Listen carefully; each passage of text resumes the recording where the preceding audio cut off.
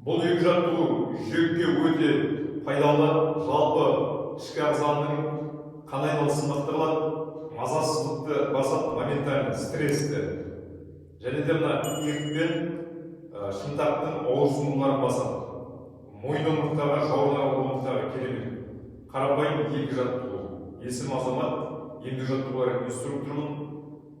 Видеолар ұнап жатса лайк басыңыздар, комментарий жазыңыздар, қазақша өтіп қолдап қойыңыздар. Ендеше бірінші жаттығу үшін қосамыз. Керемет жаттығулар техникасын жасау керек. Денені тік ұстаймыз.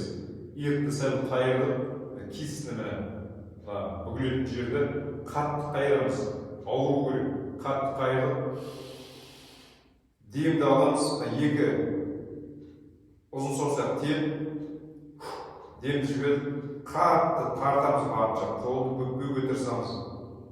Қолдың ортасында арнайы точка бар.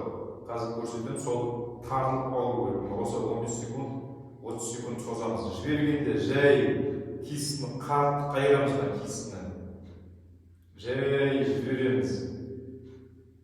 Мына жерде ауырсынуға бұлшық еттер сезіну керек, ауыру керек. Бүгілетін жердің ішкі жағында шынтақта. Екінші жаттығу өте керемет. Сезім жасаймыз. Кисінің қатты қайырып буынды қатты қайырамыз. Иықтың биіктігінде қыламыз, не жоғары не төмен емес, қатты қайырамыз. Созамыз. Шынтақтың ішкі жағы ауырақ бүгіледі. Ол дұрыс. 30 секунд немесе 1 минут қиын болып отса 15 секунд. Тартып, ішті тартып, төстік көтеріп, өкше қосылды. Осы 15 секунд. Дыхание снова демалып тұрамыз. Осы 15 секунд. Жай жібереміз, резкий движение жібермейміз. Керемет. Мына жер именно ауыру керек, және де киіз қайыру керек. Үш рет болғасын. Денені тік ұстап тұрып.